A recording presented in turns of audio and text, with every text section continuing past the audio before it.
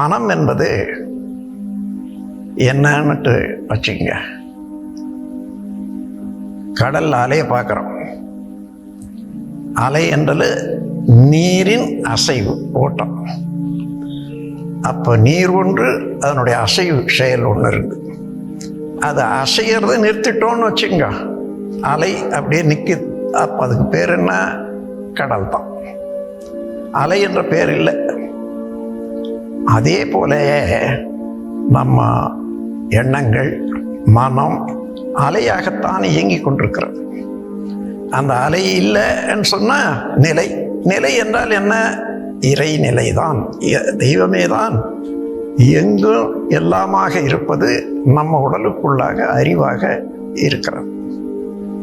அதுதான் அலையில மனமாக இயங்கிக் கொண்டிருக்கிறது. வாழ்க வளமுடன்.